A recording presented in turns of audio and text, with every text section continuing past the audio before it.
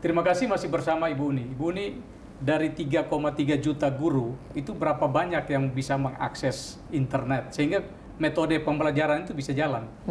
Sebenarnya sih akses internet sekarang lumayan ya. Mulai setelah situasi seperti ini coba tapi tetap saja masih mungkin 2/3-nya gitu. Tapi yang paling problem adalah kemampuan mereka untuk membeli kuota-kuota. Nah, ini yang soal nih. Ya kan? Gimana kebijakan ya. PGRI? Ya. Apa dikasih subsidi atau? PGRI organisasi profesi independen, kita jatuh bangun sendiri.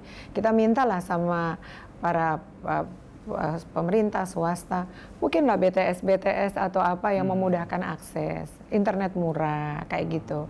Jadi guru ini sebenarnya sangat menyedihkan. Bagaimana kalau kita mau mendorong terjadi lompatan, kalau guru itu cuma, sorry to say, 300.000 dibayar gitu. Saya pernah ke TTU, ya TTU itu Timur Tengah Utara, di NTT. Ya. Saya di sana setengah bulan. Dan saya bersama kawan-kawan dari Bakti Nusantara. Kita bangun sekolah yang tadinya atapnya rumbia. Terus kita latih, yang kita latih itu guru, siswa, dan orang tua. Nggak cuman guru. Kita menemui 3 orang dara yang dibayar 90.000 3 bulan sekali. Lalu kita bicara ada studi double for nothing yang hanya melempar salahnya kepada guru. Saya bilang ini nggak bisa. Kita harus berani katakan kualitas. Itu tahun berapa Bu Ibu pergi ke TTU itu? 2 tahun lalu. Masihnya. Kalau katakanlah gajinya masih segitu. Karena dari bos, hanya dari bos. Ya, dari bos. Kemampuan orang tua nggak ada di sana. Jadi, tapi semangatnya luar biasa. Sampai hari ini, sampai waktu tahun lalu, waktu hari ulang tahun Presiden, guru dari TTU-nya kami hadirkan dan salaman sama Presiden. Berapa dia bangganya, gitu kita hadirkan. Nah, dengan kondisi yang sangat minim seperti ini, untuk makan aja agak sulit, bagaimana dia bisa membeli kuota untuk bisa mengajarkan anak-anaknya lewat pembelajaran online, Bu? Ini harus ada solusi loh. Iya, karena itu saya selalu mengatakan, pendidikan itu kan sudah didesentralisasi. Komunikasi publik itu menjadi sangat penting. Pusat, daerah, sekolah, dan lain sebagainya. Dan yang paling sedih lagi para guru itu, kalau melalui komite sekolah mencoba membangun dukungan dari masyarakat.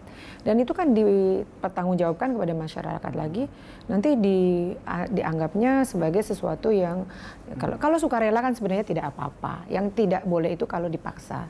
Nah, karena itu ya harus serius di dalam, kalau konteks kita mau melihatkan mutu pendidikan, itu hulu dan hilir itu harus sama-sama.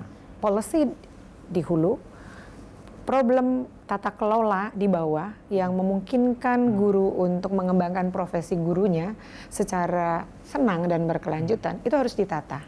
Nah, Bu Uni, ini katakanlah kalau tahun ajaran baru ini sampai tahun depan itu berlangsung di sekolah lewat online, apakah PGRI perlu merekomendasikan ke pemerintah agar ada dana di APBN itu khusus untuk subsidi infrastruktur online dan kuotanya, Bu?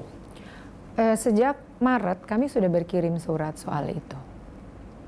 Berkirim surat, kami inginkan ada perhatian. Dan yang akan datang, policy kita tentang pendidikan harus berubah.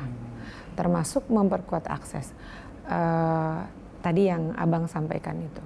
Sebab sebenarnya kita ini mau melompat nggak? Kalau mau melompat post pandemi itu kesempatan.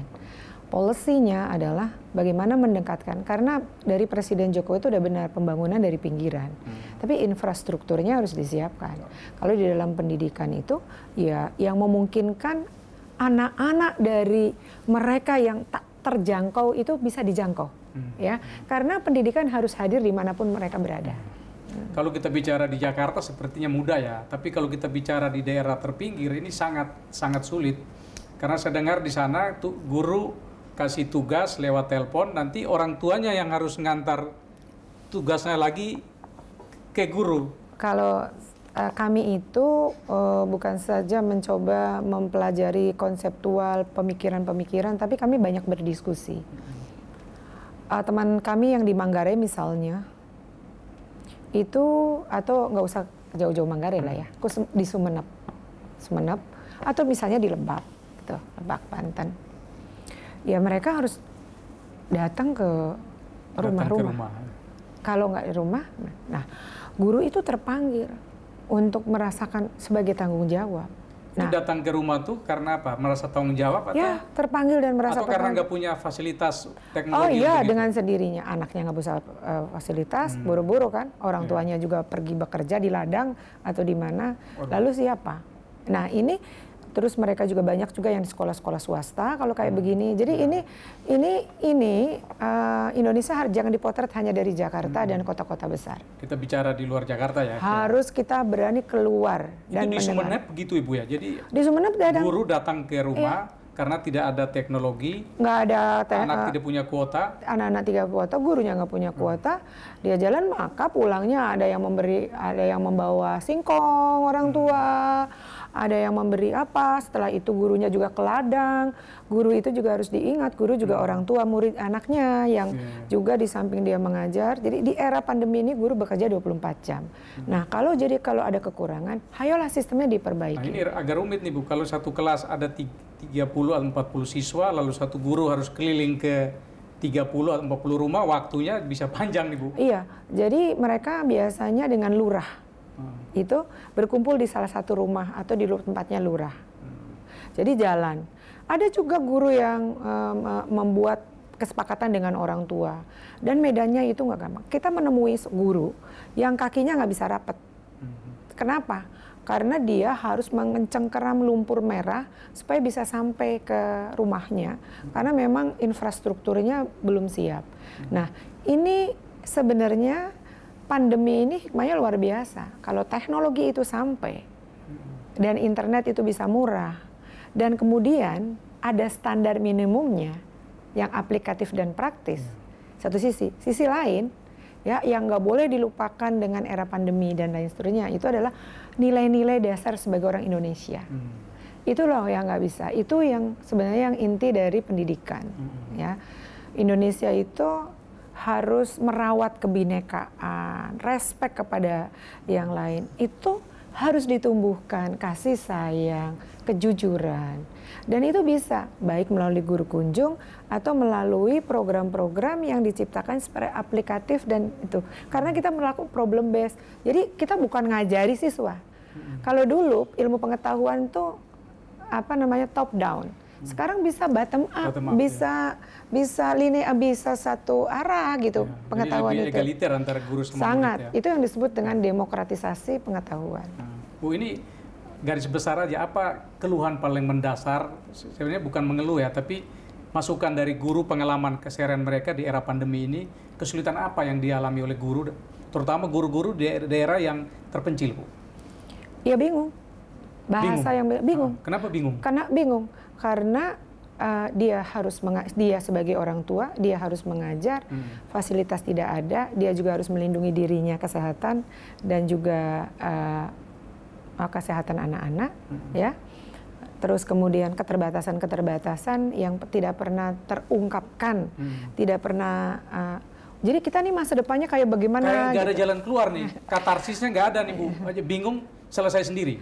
Enggak, ya ada yang misalnya kalau bingungnya di daerah yang di balik gunung di lautan, ya mereka beradaptasi dengan dirinya sendiri dan mencoba mencari jalan keluar. Tapi guru-guru tuh insya Allah lah ya. Misalnya gini, kalau kita cukup sensitif sedikit, anak-anak kan ke nelayan nih, anak laut, pergi dong sama orang tuanya ke laut, ya kan. Kalau ada special effort, misalnya menyediakan semacam modul atau apa, ya ada jaringan listrik masuk. Anak-anak biarlah saya di sana ke laut sama orang tuanya. Setelah di darat itu kan anak-anak bisa belajar. Nah, problem-problem spesifik seperti ini itu memang harus diberikan ruang. Di mana memberikan ruangnya? Di sekolah. Ya, di sekolah diberikan ruang. Tetapi juga tolong kita semua mengerti keadaannya gitu. Misalnya, ada nggak sih effort untuk memurahkan atau effort mengirim modul sampai ke titik di tempat sekolah yang sulit. Ada kawan-kawan guru kami itu sampai ke kabupaten harus 1 malam untuk mencari jaringan. Kalau ngelewatin hutan dan lain sebagainya kan. Yang seperti ini kan kita harus selamatkan anak-anak kita itu. Kan hak pendidikan itu hak yang paling mendasar. Ini kan Menteri Pendidikan bilang ini masa adaptasi. Tapi kan kita tidak bisa adaptasi terus. Jadi ini sudah harus masa aksi yang sesuai dengan kondisi real. Betul. Ada usulan yang paling konkret ya, Prof? Paling konkret itu menyiapkanlah apa yang kita sebut relaksasi penyederhanaan pembelajaran yang sifatnya aplikatif dan praktis itu satu. Kedua, traininglah para guru dalam besar-besaran atau diulibatkanlah pemerintah daerah itu, provinsi, kabupaten, kota, sampai di bawah itu, sampai ada yang di kecamatan-kecamatan untuk membuat gugus-gugus belajar. Nah, trainingkan itu, ya. Lalu berikan kesempatan kepada mereka untuk melakukan adaptasi sesuai dengan konteks dan kemampuannya. Keempat, buatlah policy yang bisa memungkinkan internet murah sampai mereka. Yang paling penting lagi, the last but not least, adalah bagaimana sebenarnya struktur dan kultur mindset nih harus berubah dalam tata kelola dan kultur. Kultur itu jangan sampai mindsetnya udah berubah, tapi kulturnya belum berubah. Ya, kultur perubahan, adaptasi kepada model-model yang baru. Ini semua yang harus kita kerjakan sama-sama. PGRI sih nggak menyalahkan siapa-siapa, enggak. Tapi ayo kita bangun bersama dan dengarkan para ahli, gitu. Dan jangan selalu memulai sesuatu yang baru. Mulailah dari kurikulum 13 kita tata, gitu. Kita perbaiki. Terima kasih banyak Bu Uni. Semoga rekomendasinya didengar pemerintah dan beberapa poin dilaksanakan, Bu ya. Terima kasih. Mohon maaf kalau ada kekurangan. Pemirsa, demikian spesial interview. Sampai jumpa.